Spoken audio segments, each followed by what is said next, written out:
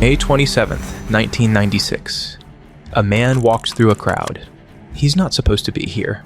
He walks with the slow, deliberate stride of someone who knows every camera in the building is tracking him. Someone who understands that the next 60 seconds will rewrite the rules of an entire industry. He climbs through the ropes during someone else's match, grabs the microphone, and says 5 words that will escalate a war already 8 months old. You know who I am, but you don't know why I'm here. And they do. Everyone watching knows exactly who this man is, where he came from, and what his presence here means. Scott Hall crossing enemy lines into WCW Monday Nitro didn't exactly start this war. That had already begun when Nitro first premiered in September 1995. But it began something else. Something colder. Something darker. Something more dangerous. It marked the moment when the conflict stopped being about ratings competition and became something that would change wrestling forever. To understand why this moment mattered, we need to go back.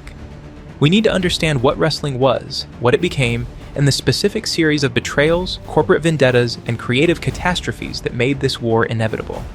The Monday Night War would run from September 1995 to March 2001. It transformed professional wrestling from a struggling niche product into a ratings juggernaut that competed aggressively in key demographics, and even rivaled Monday Night Football's dominance at points. It produced some of wrestling's greatest creative moments in its most profitable years.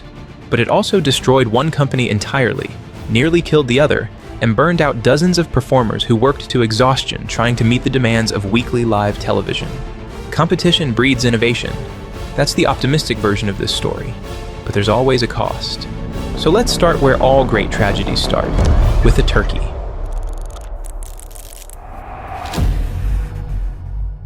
Survivor Series, November 22nd, 1990. Hartford Civic Center. For weeks, the World Wrestling Federation had been promoting a mystery. A giant egg sat at ringside during broadcasts, and Vince McMahon teased that something incredible would hatch from it. This was the WWF at the height of its powers, the company that had transformed wrestling from a collection of regional territories into a global entertainment juggernaut. This was the machine that had created Hulkamania, that had filled stadiums, that had made wrestling mainstream. The moment arrived. The egg cracked open. The crowd leaned forward. When that egg finally hatched, out stepped a man in a turkey costume. The crowd's response was confused silence, then scattered boos that built into sustained jeering. This was not the usual booing that a heel receives. This was bewildered disappointment, because the fans had been genuinely misled. The speculative marketing had led fans to believe a major star was arriving. Instead, all they got was a dancing turkey. The turkey danced and the boos turned into rage. And somewhere in that arena, you could feel something fundamental breaking. The Gobbledy Gooker, as this character was named, revealed something. That Vince McMahon had lost his read on what audiences wanted. The formulaic approach that had defined wrestling in the 1980s had stopped working. America itself was changing. The bright, optimistic Reagan era had given way to something more cynical and self-aware. Bart Simpson was replacing the Huxtables. Grunge was killing hair metal. Audiences were gravitating toward anti-heroes and moral ambiguity, not clear-cut good guys triumphing over evil. Hulk Hogan had been pushed so consistently for so long that the character had lost all novelty. The crowd wasn't responding anymore. The Gobbledy Gooker became the symbol of everything wrong with the WWF. Wrestling was changing, audiences were demanding something new, and the WWF was desperately trying to recapture magic by doing the same thing louder. And it wasn't working. The numbers told the story. From 1990 to 1993, WWF business declined steadily. House show attendance dropped. Pay-per-view buy rates fell.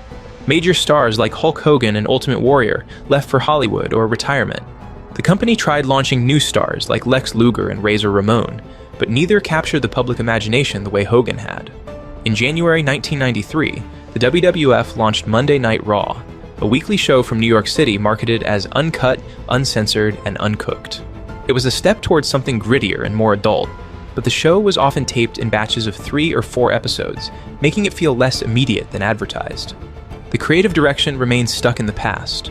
Occupational gimmicks like repo men and garbage collectors that felt increasingly cartoonish to an aging audience. The wrestling industry as a whole was struggling. Fans who had loved the product as kids in the 1980s were now teenagers and young adults. They wanted something grittier, something more realistic, something that acknowledged they weren't children anymore. So many had stopped watching entirely.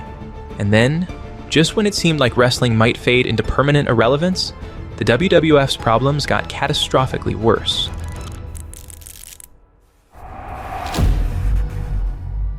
November 1993.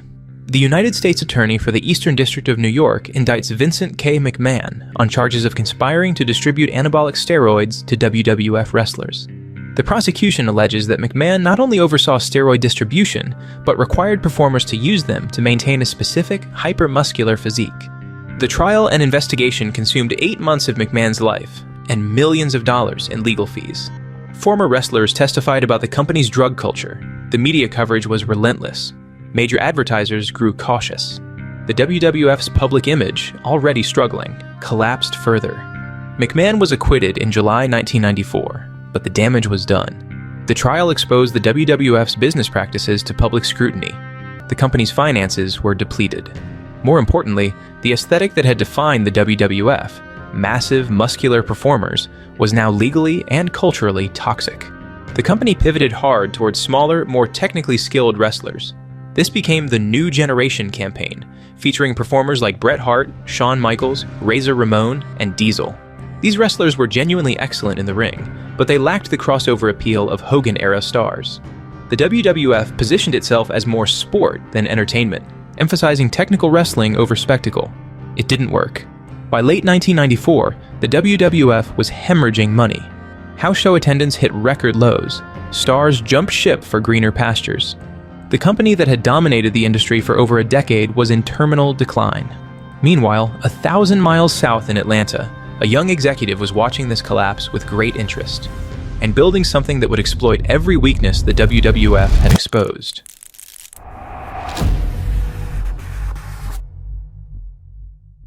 To understand why the war became so personal, we need to go back to July 14th, 1984, Black Saturday. Ted Turner's superstation TBS broadcast Georgia Championship Wrestling every Saturday evening. GCW was beloved in the South. Athletic, hard-hitting, rooted deep in regional wrestling culture. The matches felt real. The competition mattered. Vince McMahon wanted that time slot. He wanted national exposure for the WWF. He wanted to expand beyond the Northeast into a truly coast-to-coast operation. So he did what Vince McMahon does. He bought Georgia Championship Wrestling outright, securing a majority stake to control the television time. Then he gutted it. Instead of producing original content for the TBS audience, McMahon aired highlight reels and squash matches already broadcast in other markets. The show became an infomercial for WWF house shows. The Southern audience, raised on genuine athletic competition, revolted. They didn't want pre-recorded matches where costumed characters demolished jobbers in 30 seconds. The ratings collapsed. Fans sent thousands of angry letters. Ted Turner, watching McMahon buy and destroy one of his network's reliable programs, pressured McMahon into selling the time slot back. Jim Crockett Promotions took over, restoring the traditional Southern wrestling style. Whether Turner held a personal grudge is unclear. Sources differ on how much he cared about wrestling beyond its value as programming. But he had no reason to like the man who'd gutted GCW. And McMahon viewed Turner as the network executive who'd blocked his national expansion. The mutual distrust took root. In 1988, Jim Crockett Promotions imploded. Expensive stadium shows and aggressive expansion bled money until bankruptcy became inevitable. Turner stepped in and bought the company's assets, rebranding it as World Championship Wrestling. Now Ted Turner owned a wrestling company.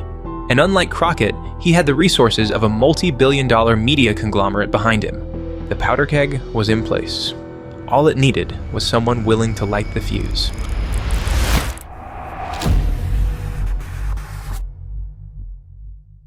Eric Bischoff was nobody.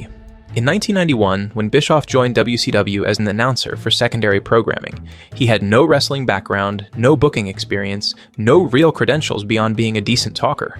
He'd come from the dying American Wrestling Association, where he'd worked as an announcer and occasional on-screen personality. In WCW, he was conducting pre-taped interviews for weekend shows nobody watched. Within 4 years, he would control the entire company. When Executive Vice President Bill Watts resigned in 1993, Bischoff applied for the position of executive producer. He beat out experienced wrestling minds like Jim Ross by promising something radical: profitability. He understood what others didn't. WCW's problems were not only creative, they were structural. WCW had significant built-in advantages.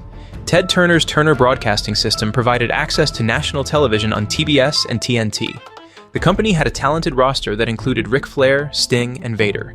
It had regional loyalty in the South, where WCW's predecessor, Jim Crockett Promotions, had deep roots. But the company was hemorrhaging money, reportedly losing $10 to $15 million annually in the early 1990s. Multiple leadership changes had destabilized operations. Stars were frequently mistreated or pushed aside, leading to high-profile departures like Ric Flair's infamous 1991 exit, when he famously brought the NWA World Heavyweight Championship belt to the WWF because WCW had refused to return his $25,000 deposit on the title. Bischoff's first moves were operational. He moved production to Disney MGM Studios in Orlando to reduce travel costs. He increased the number of pay-per-view events to generate more revenue. He streamlined production to make it look polished rather than regional. His pitch was simple: give me control, give me a budget, and I will make this company profitable. Within 16 months of taking control, he delivered WCW's first profit since the Turner takeover. Then he convinced Ted Turner to increase WCW's budget substantially to sign major talent. In February 1993, Bischoff brought back Ric Flair, WCW's prodigal son, the 16-time world champion who embodied everything the company's Southern fan base loved about traditional wrestling.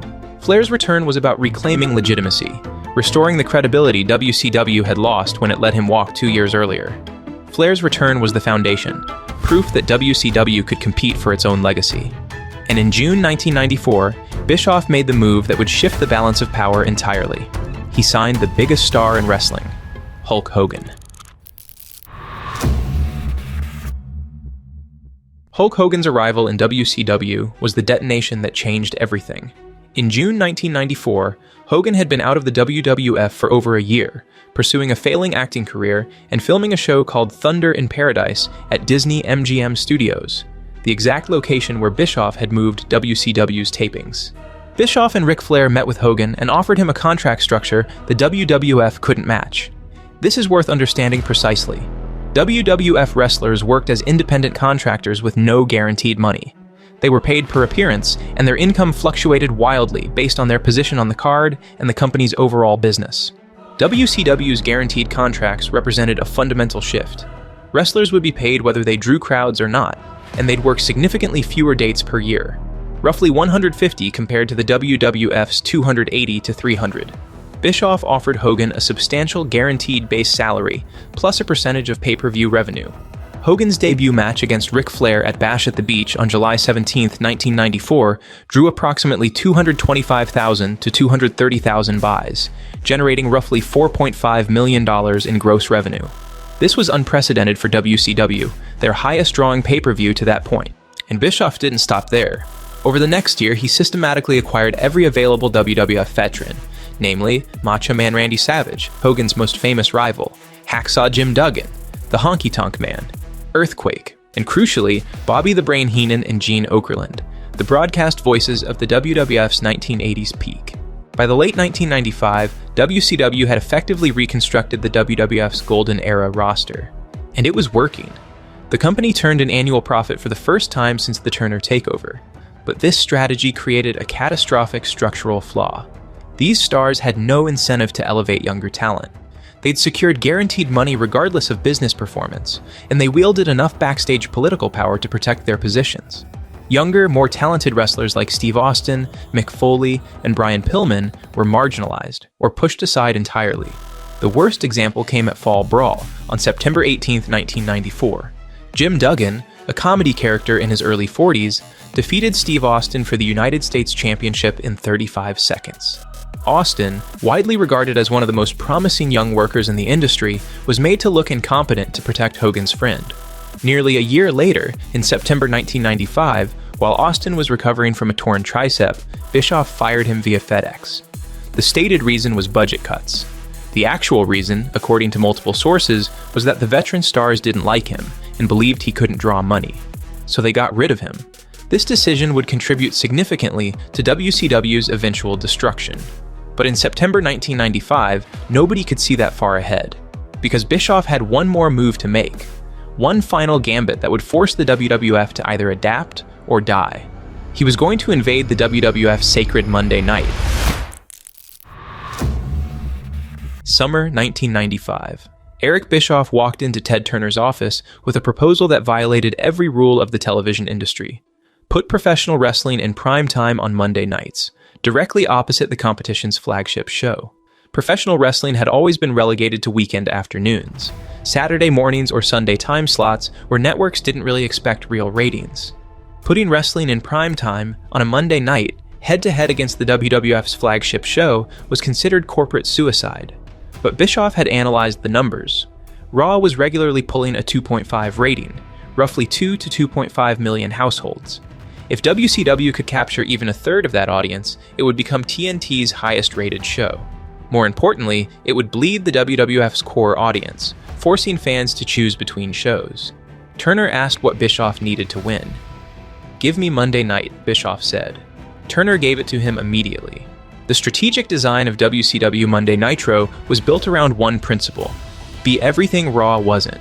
Live every single week, not taped in blocks. Large, visually impressive venues instead of intimate gym settings.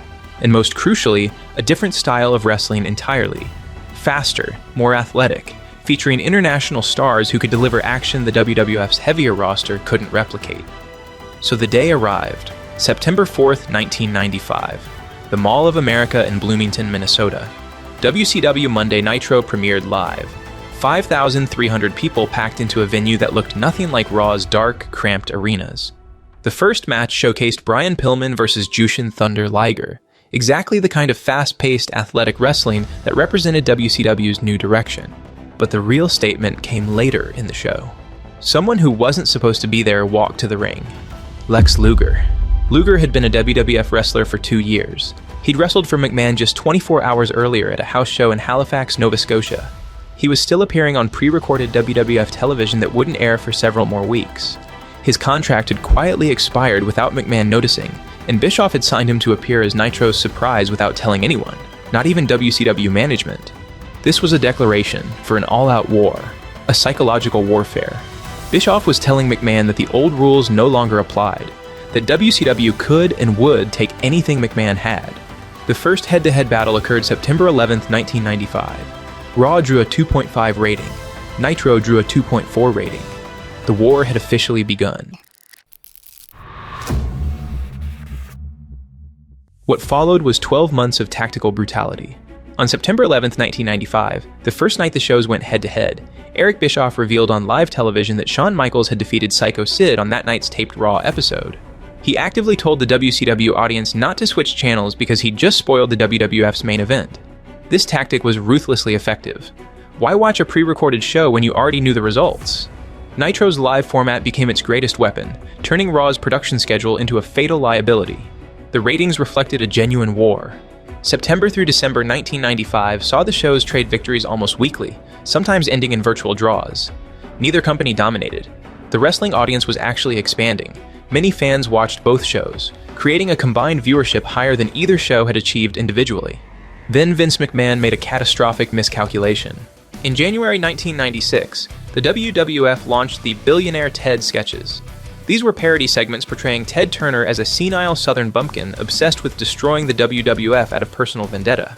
The sketches mocked Hulk Hogan as the Huckster, Randy Savage as the Nacho Man, and Mean Gene as Scheme Gene, presenting them as geriatric has-beens performing in a retirement home. The segments started as aggressive satire but devolved into genuine bitterness. Later installments referenced drug testing policies, implying WCW didn't screen for steroids the way the post-trial WWF did. According to multiple accounts, Kay Koplevitz, president of USA Network, which aired Raw, eventually pressured McMahon to stop the segments because they were becoming too personal and made the company look petty. The Billionaire Ted campaign revealed something crucial: McMahon's frustration. For over a decade, he'd crushed regional competitors through superior resources and ruthless business tactics. Now he was the underdog, fighting a network with deeper pockets than his own, and he didn't know how to adapt. The sketches stopped in March 1996, but the damage was done. McMahon looked desperate. WCW looked ascendant. But while McMahon was making sketches about Ted Turner, something else was happening. A man Bischoff had fired via FedEx walked into the WWF's offices in Stamford, Connecticut, and he came carrying the attitude that would ignite the new era.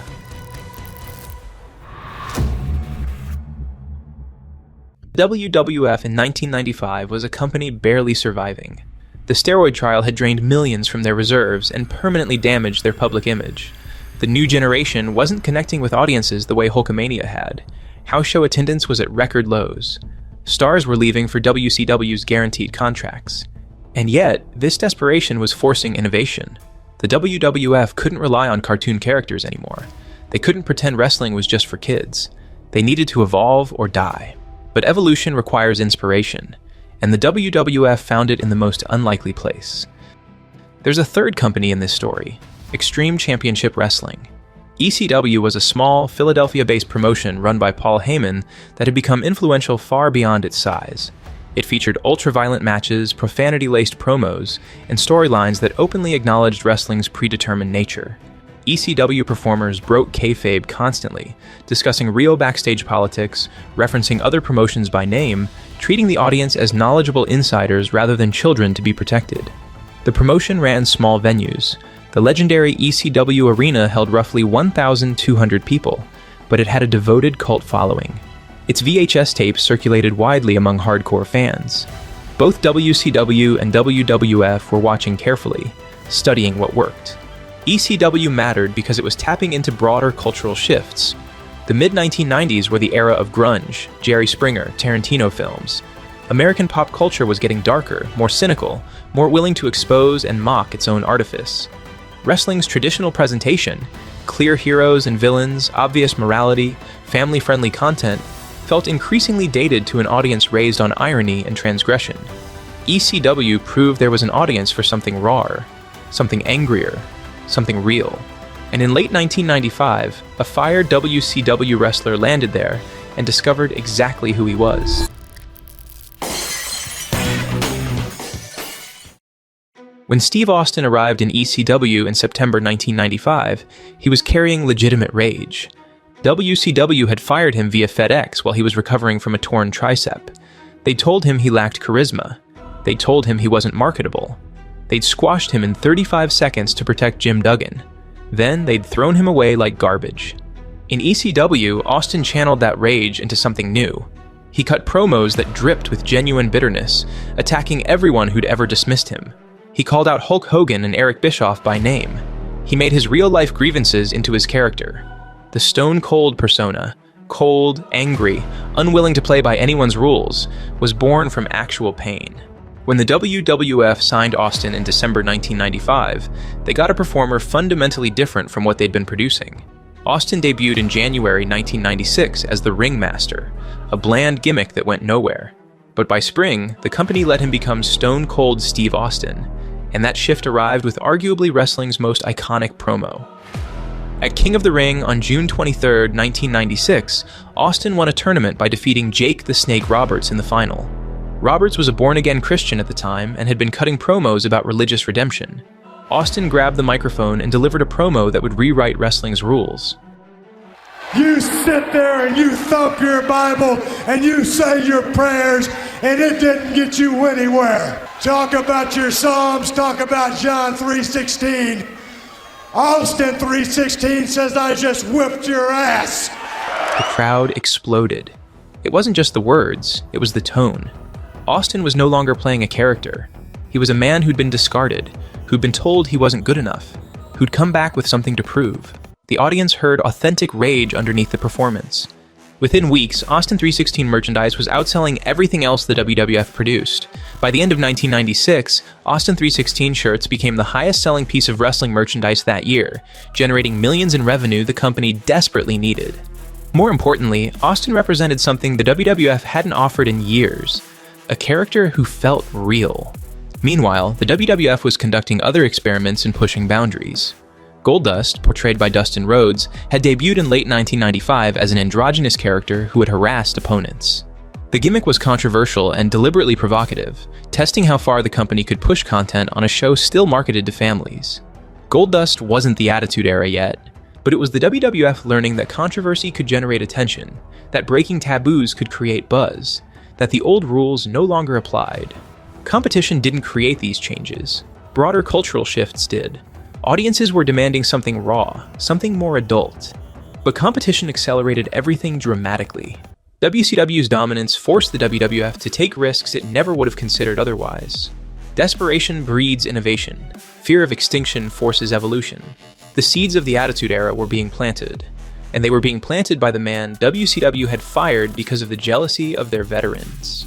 That decision would haunt them for the rest of the war.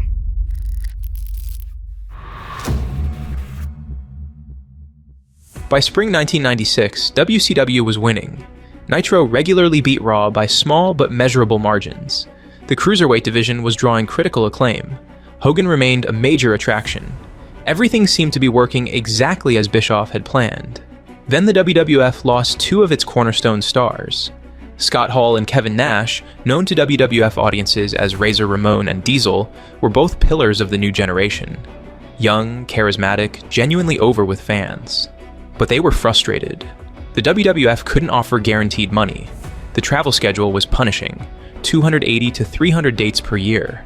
Meanwhile, older, less talented stars were making millions in WCW, while they scraped by on independent contractor deals. Hall's last WWF match was May 19, 1996. Nash's was May 26th. When their contracts expired, Bischoff made them an offer they couldn't refuse. Guaranteed contracts at roughly double their WWF pay, with approximately half the scheduled dates. Work half as much, earn twice the money. So both men signed. But Bischoff faced a problem. How do you make two new signings feel like legitimate threats when your roster is already stacked with established stars?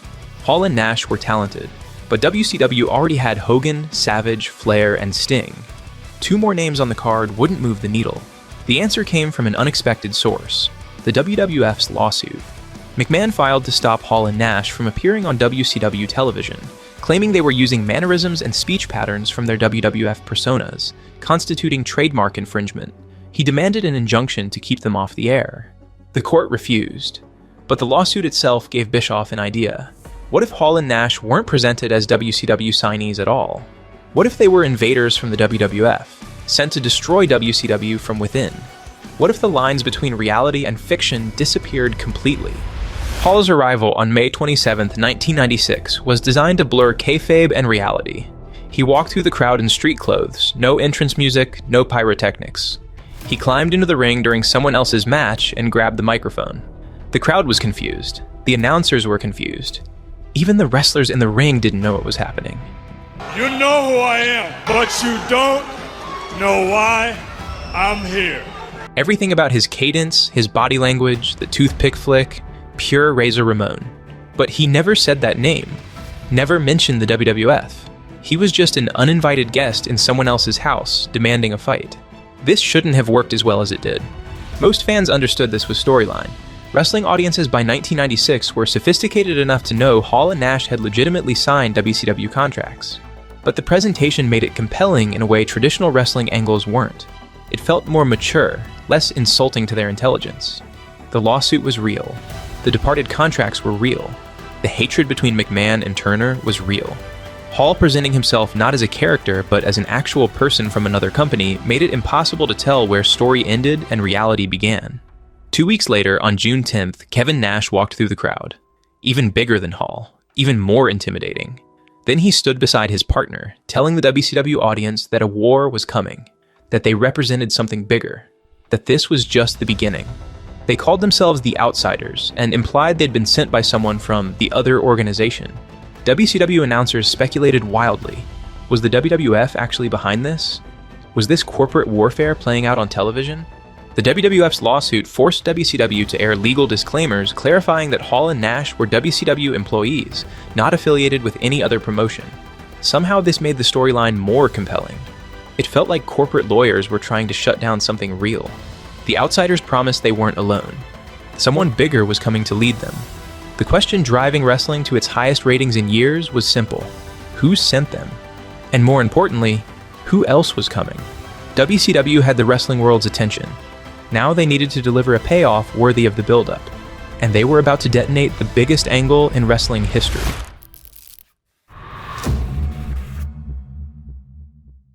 Between May and July of 1996, professional wrestling was held hostage by a single question. Hall and Nash had blurred the line between storyline and reality. Contracts felt real. Loyalties felt fragile. It didn't look like an angle. It looked like corporate warfare unfolding in real time. And everyone knew they weren't alone. Whispers followed every Nitro. Glances lingered on the entrance ramp. The question grew louder each week. Who was backing them? On July 7th, 1996, the answer finally stepped into the ring.